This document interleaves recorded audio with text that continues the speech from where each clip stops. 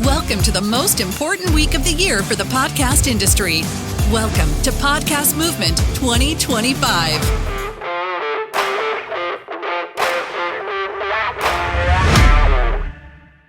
I'm Bryan Barletta of, Podcast Movement now. And I'm really excited to welcome you to this panel today. Thank you for the applause. It's Winning the Video First Podcast Future. Again, thank you so much for picking this to be the panel that you came to see this morning. We really appreciate that. If you have questions and whatnot, we're going to try and save room for it at the end. But if not, we'll go hang out over there right afterwards to answer any of your questions directly off the stage. I want to pass it over to the rest of the panelists to introduce themselves a little bit, tell you about what they do, and then we'll dig into the topic of, again, winning the video first podcast future. Perfect. I'm Ellie. I'm the head of operations at the Roost Podcast Network. I manage our ad operations, our monetization strategy, the technology, platform, tools, and kind of staying on top of the trends. The Roost is a kind of a video-centric podcast network, and excited to talk about how we work.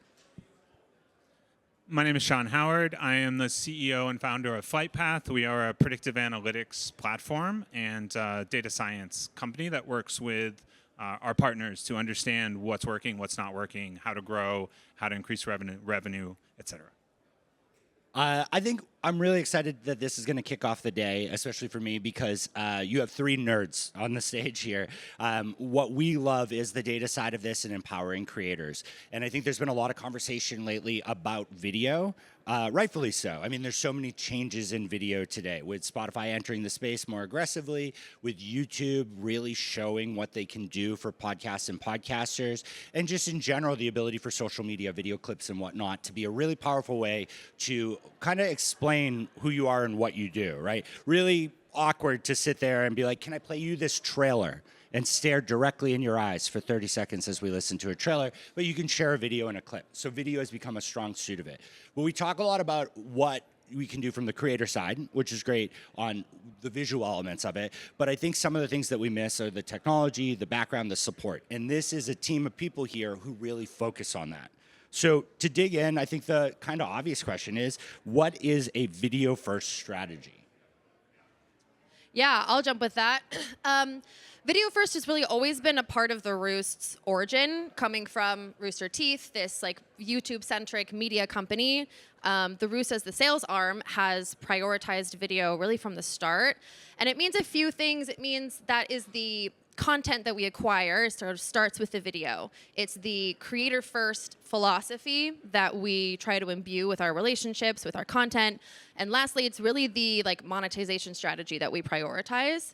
I think it's important to know kind of a difference between your video first versus your audio first, because these two different lanes are kind of speaking different languages. And we're all kind of trying to get closer into this Venn diagram of audio, video, and podcasting. But to know where you're starting and what video first means kind of means you can know what language you're going to speak, who you're speaking it to, and also, namely, how to speak to the buyers who are interested in video. Yeah, I think one of the confusing parts we see is around the monetization strategy. Everyone has a different definition of simulcast.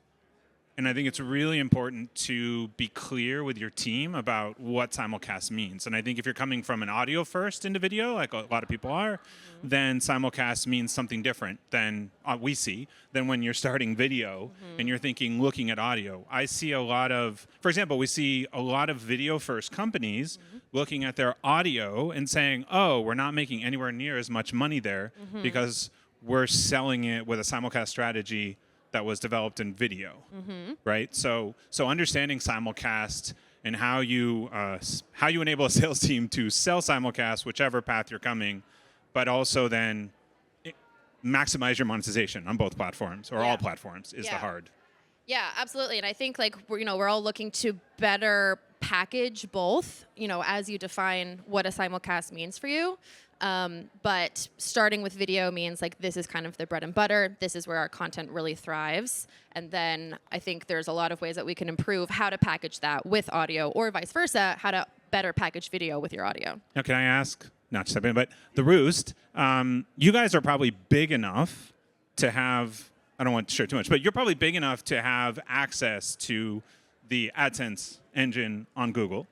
But what's your guys' approach right now? Is it baked in on YouTube? Our approach for the strategies? Like the strategy. So if you're selling a package, simulcast, sponsorship, endorsement, would that be a baked in on video generally? Correct, yes. Okay. It's largely baked in. We're using kind of, it's funny, we talk about this a lot where, video is so part of this vernacular right now, part of this zeitgeist, but at the same time, the pendulum is just kind of swinging back to really a lot of the origins of where audio started, which is baked in reads, host reads, promo codes. That's really kind of the bread and butter of where video lives right now. And so there's a lot of ways that we integrate that video buys with the audio as well, whether that's more baked in, whether we have kind of a supplementary run of network or DAI campaigns. And so there's a lot of ways that you can leverage both, but it also comes with, the operational challenges that this group is particularly aware of. Let's not abandon the word simulcast quite yet. So I would love a definition from either of you. Like, when we're talking about simulcast, as people are wording it wrong or bundling it wrong, or what do we really mean when we mean simulcast? There isn't any wrong. I think the key when we're talking about simulcast is has the organization come to your definition, and does your sales team know that definition, and are they able to communicate it to buyers? Because I think what's happening is a lot of us aren't stopping to reevaluate what it means. But if we're an audio shop that's been doing great and now we're moving into video, right? You have to rethink it. You have to rethink what simulcast means, because the last thing you want to do, and I think Ellie already mentioned it, is create confusion with your buyers. So you have to define what that means, and you have to define how you package those things. Because a buyer is used to buying one thing, let's say, from your organization, and now you're adding in a new vehicle potentially. How do you package and position that is what I think needs to happen. So we're talking a lot about the creative process is pretty clear. If you create it with video as the intention, with audio as the intention as well, right? Like, so it's not like, and now we're going to cut to an image, right? Like, that's not an audio experience. Maybe you edit it for that. But if you create the content audio forward, video first, you're creating an opportunity that it can be simulcast across it. What we're really talking about here is the sales packaging, because we have people that are used to selling to video buyers, to podcast buyers, and sometimes the languages and differences confuse it. Even a simple thing, on the advertising side, just being like that baked in host read. Yeah. For video, the assumption would be when they go to record that episode, I assume they would assume they want to record the video or the ad right then and there. But sometimes in the podcast process, we've had a little bit more breathing room. So it might be they have to come back into the studio, record that specific ad read, and an editor has to still bake it in or embed it in for the video, even though like it's that baked in process. Yeah. Yeah, absolutely. And I think, there's sort of different opportunities that you can lean into that. Some content, it is, kind of a really organic flow of, okay, great, we were just talking about my mental health. Like, I'm going to take a quick pause and let's talk about BetterHelp. Some people can really integrate it that way, and that can lead to some really awesome success. In other ways, yeah, it's sort of I'm going to film my content, and then tomorrow I'm going to come back, I'm going to film my ads, we're going to input them here. And again, it's sort of the creator first philosophy is like, I can't necessarily tell you how I need you to film that content, but I need you to give me a really good read. We need to place it here. I need these promo codes. And, I think there's more success the more creative we can get and the more organic we can get. But you still kind of are able to work within both. And I think one of the things that we see on the monetization, I'm just a data guy, is that if you are a video first company and you're baking it on video, we see a lot of those companies going, oh, audio is not worth it. They just say, oh, it's not worth it. I get better. Oh. Hello. It's good. I turned everything off except the screensaver. Hey, look, you can see trees. What's your password? Oh, Yellow 9S. 1, 2, 3. So one of the reason is that if you just take your current strategy for video and try and apply it to audio, even if you have decent audio numbers, and you just, let's say you're baking it in everywhere, your audio is now running at 20% of your potential revenue. You've just cut your revenue by 80% by not answering the harder question, which what Ellie was talking about was, how do you package other vehicles across this ecosystem? Audio is just one example. And I think that goes into what I mean when I'm talking about these different areas speak different languages, and I think how to win in video is being able to speak both languages. Where with video we're talking the promo codes, the baked ins. With audio, especially with more digital buyers coming into the space, we're talking pixels and prefixes and attribution. We're using this IAB standard. With video, we're talking views and some Spotify streams now. And each of these buyers come with their own expectations, as well as the creators do. So I think really winning it is being able to understand what each buyer's expectations are. What metrics are we working with?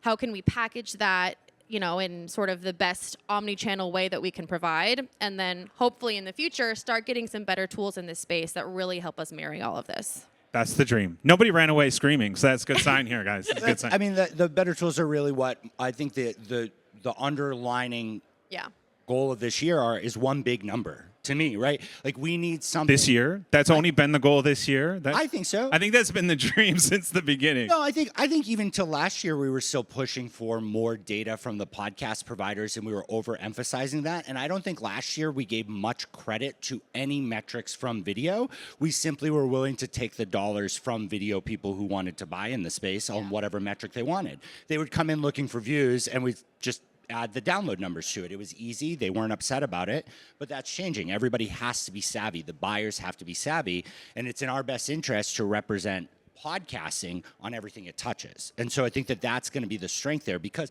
like you said, there's just not, you can't put a pixel in Instagram. Yep. Right? Yep. You can't put it on YouTube. You can in podcasting, but people don't always love the value of it there. So how do we pull those numbers in together? How do we tell enough of the story about the efficacy of value? And honestly, how do we bundle it together? It's just so funny how the technology, at the time podcasting hit its stride with dynamic and programmatic and all of the things that allow us to address as wide as possible to capture as much of this audience.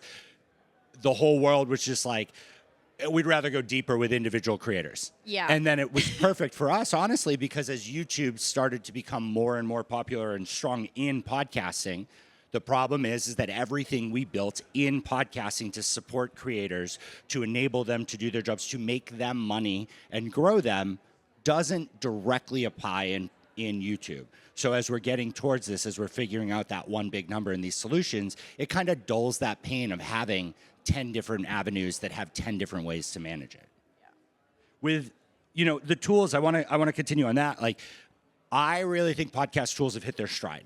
I think we're starting to get back into an analytics era of that. I mean, look, there's so much data out there that we could tell who's binge listening. We could tell, who is very likely to be a subscriber or a follower to your show. There's so much on there, but there just hasn't been a lot of revenue related to sharing that data. But on the podcast side, we're digging deeper in that because the defensible number is really strong. People listen through more of a podcast than they watch on video. These are still really valuable things. So I think the podcast data has hit its stride and the tools there too. What do tools look like in the video space? What are people expecting from creators and the representatives on how they identify their inventory, how they operate with that inventory?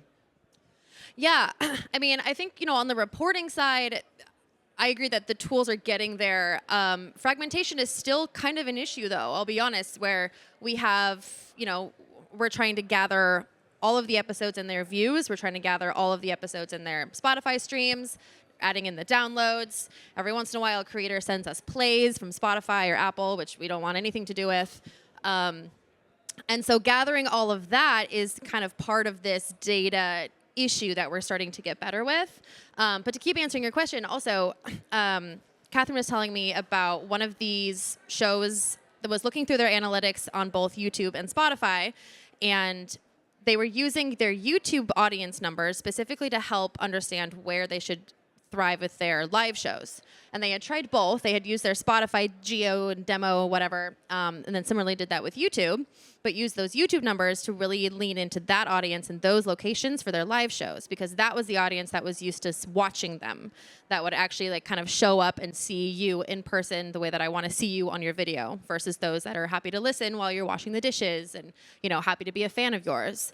So I think there's there's really different ways that we can use some of that data. And I remember Todd Webster saying that, we can't demand that podcasting needs to be in video, but the purpose of it can really be flexible for us.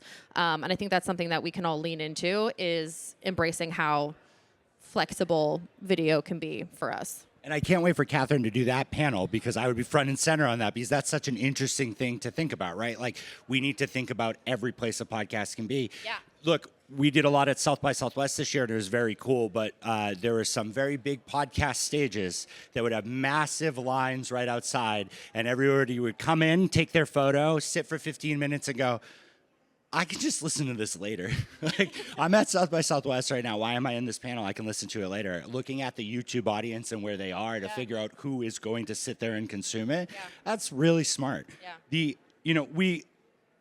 I think a lot of us talk about monetization a lot because our goal is to empower creators and let them know what's there. I think there's a lot of solutions out there that are just plug and play that will give you some money and lose a little bit of control and won't set you up for success. And so I do really want to stress that, like, a lot of what we're talking about still is that, like, if you are a video first podcaster, understanding the value of both your audio and your video, understanding that you can work with different people on different sides of it, when we got further into video as podcasting, the advertisers were different. I think it was a lot of YouTube advertisers that were just like, throw the numbers together. And podcasters were very similar. Podcast companies were like, do it together. Where are we now? How are brands, agencies, advertisers looking at simulcast, looking at video specifically, audio, and how to optimize it? I'll give LA time to think.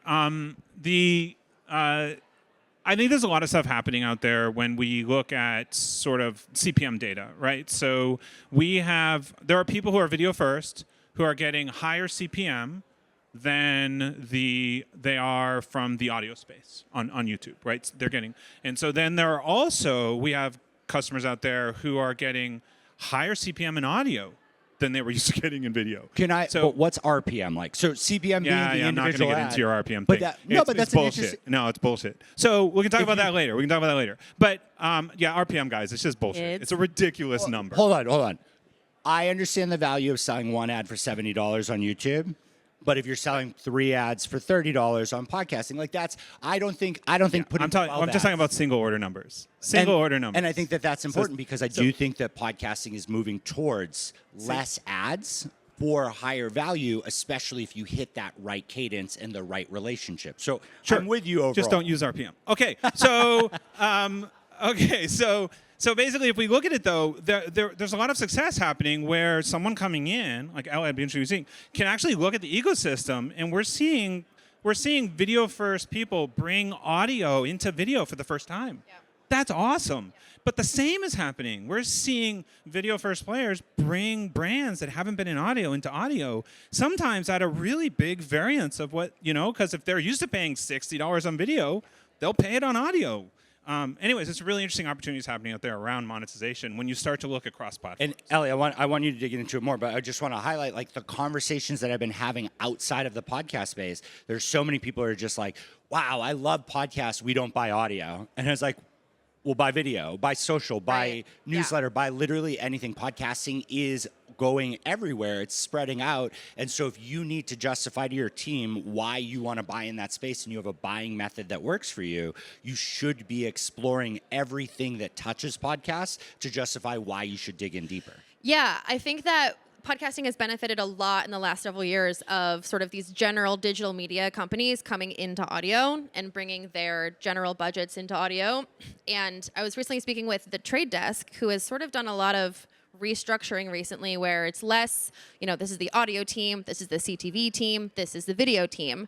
And now they've sort of dissolved that, and it's really more by like client tier, because they're really pushing towards this omnichannel presence, this omnichannel offer where, here's your budget, here's kind of the general sense of, I want this amount here, I want this amount under this channel, and then we'll track performance. And I think that is somewhere that podcasting will probably end up as well, as sort of like this little mini omnichannel within podcasting where we have this budget. Some of it can go to audio, some of it will go to video, some of it can go to social, some of it can go to live shows and custom integrations. There's so much to offer within this vertical that, I think it'd be limiting across the board to say, here's the audio budget, I don't buy podcasting. I think it can really turn into a whole funnel more so than it is now. 100% agree. I think it's also just an interesting moment to talk about. We keep saying podcasting. Like, I think when we're talking video first, listeners aren't thinking podcasting. They're consuming content. I was recently, like, YouTube's biggest area of growth from a single audience is from Asia and India, right? TV doesn't really exist as much there anymore. They're watching TV. Google's growth, as they've said, is in the living room. Yeah. That means television. So when we're thinking about, if you're audio first and you're coming into video, you're going, oh, this is hard. You're not competing with other podcasts. You're competing with entertainment and late night shows. And like The Roost is such a mix of, I can watch shows and binge them, I have, or I can also watch talk. So I think what's really neat about the video first is the word podcasting is a thing we're bringing into it, right? But there's so much that's about brand connection to the publisher. That's about, I want to consume, I want that content. Like, I watch British television shows as well as podcasts all on YouTube, right? And so... No, I get you. I think... So at the keynote later today, my partner Tom Webster will expand a little bit on the listenership of the U.S. audience in podcasting. And what we're going to see is the biggest change of listenership or consumption watching, right, and all of that is the people who said, like, what is a podcast? And saying it's either or both. Audio and video. And we need to remember that, like, that is, again, it is a word that matters to us, but as we're watching things like the changes at Wondery, that's a disbursement of audio across that. We probably have to work as an industry to draw that bubble around. I don't think the audience really is going to care as much soon. I agree with you did that, but we are we are fighting for attention. Reggie, the former president of Nintendo, my favorite thing to quote, they asked him when the Switch came out, like, who are you competing? Like, how do you feel about competing with your underpowered device with Xbox and PlayStation? He's like, they're not my competitors. My competitor is attention. My competitor is their phone. It's doing nothing. Like, that's what we're competing with. And I think that podcasting creates an opportunity to create content faster at a more palatable style than I think anybody else has been able to do. Yeah, and I think competing is kind of the right word, especially as these like larger digital media companies start buying more audio and video, is that, now our budgets are competing against CTV. They're competing against entertainment. So, while that is great to bring podcasting onto that main stage of these major buyers, it's also how can we really show off podcasting in all of its forms to win more and more of those budgets for us. So I want to end with two quick things, and then we'll make room for questions, or we'll awkwardly sit there, give you time back, and go stand over in the corner. The first one, technology between all the different platforms isn't the same. And it can't be. In the same way that we were pressured in podcast, audio-only stuff, to adhere to digital trends that just didn't happen. The same things. This is your quick one? Well, no. What do I say as a creator, as a seller, as anything on the non-buying side when I am asked about technology that just doesn't go across two platforms? How do I defend myself on that? Like, how do I stand up for myself? To a buyer. To a buyer who wants me to use a piece of technology that they believe works across everything and we know puts us at a massive disadvantage. Oh, like a pixel or a... Attention metrics, all of these things that are getting there, but right now, the methodologies for it, they don't take enough into account for podcasts. I'll let Ellen, I assume this is just, you have to do a better job packaging what you're selling and know what they want as their entry. Because let's be honest, every buyer, we all know this, they come to you for one thing. One show. One of your shows, two of your shows, maybe three, right? And so you've got to find a way to package that interest to sell the rest of your content. Yeah, I agree. I think what the responsibility to package that properly comes to show each of these is a part of the picture, and this grander picture is what will benefit your brand. So, this social is going to be perfect for this amount of scale. This video is perfect for, that specific audience that you're looking for. And then the audio side is really perfect for like these specific kind of tracking pixels, the things that you're looking to attribute. So the better that we can speak to each side of this picture, I think the better we get a full sense of the picture in that offer. And then the last one is, what's a mistake I can avoid? If I am video first podcaster and I'm really, really excited about everything that's coming, everything that we're doing, and I'm being put in these situations going, what's a mistake I can avoid to prevent some headaches in the future? Don't forget about your audio, and don't forget to monetize your audio too. I think, there's so much opportunity with video, and so much of your audience, I think, is worth investing there because of this discoverability, the growth opportunities, and the CPMs there are really great too. But there's so much established in this audio space that you would be leaving money on the table. And that is also my advice for like video first networks too. And something that I really want to prioritize with the Roost is we're not going to forget about our audio either. There's opportunity everywhere here. So go get it. I think the big challenge, I'm not talking about a little creator. I'm going to talk like you have a creator has a few shows. You're starting to get scale. The biggest challenge is that all the tools on Video First, Social Blade, Mr. Beast, they are all looking at the top. They're just looking at the top 1,000 North American slanted channels. And it's really hard on YouTube to get analysis because it's so much noise. Like, if you have a show in Hindi, great. You can take advantage of the single largest audience group. If you don't, then you can't. And so there's all this noise. So figuring out how to see insights into what drives growth is really hard. And you need to do it by developing an ecosystem view of your audience. Making sure you have a peer set. You have to figure out, what is my audience watching, and how do I learn from that? That's what you need to do. Fantastic. Do we have any questions? We got one over there. Do we have a mic? Yeah, we do.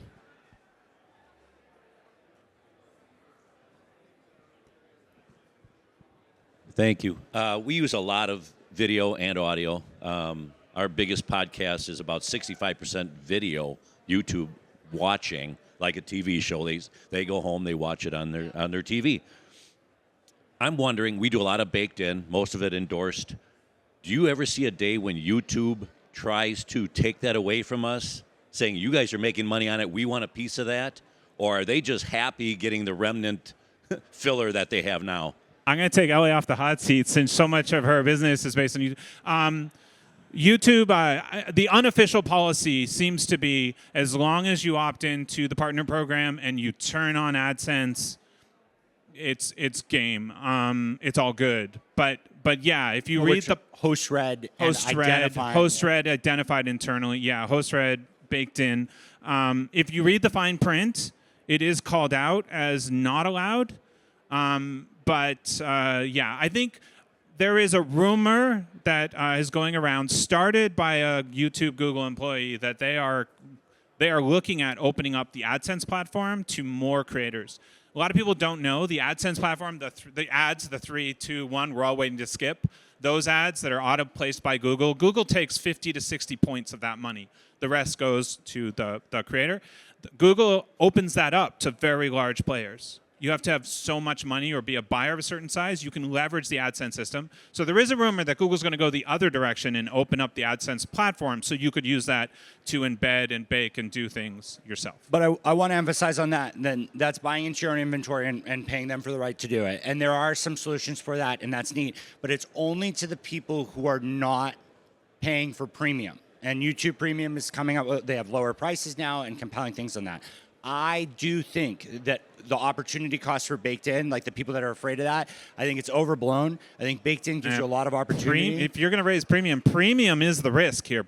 Premium is what will put pressure for them to be like, ooh, we don't want you saying ads to people that are paying for no ads. Yeah. But that's you right now, by baking it in, are getting in front of people who have said, I'd like to spend money to avoid ads. And our research does show that those people, even knowing that they are paying to be avoidant of ads, are comfortable because it's coming from the creator. Probably why Google is. I think there's a lot of opportunity there, but what I'll say is that you're at an advantage if you're able to do that and build that bake in, because we went so far towards dynamic and selling the ads today that your ability to do that is unique. We're at time. Thank you all so much. We'll be right over here if anybody has questions. Thanks, everyone.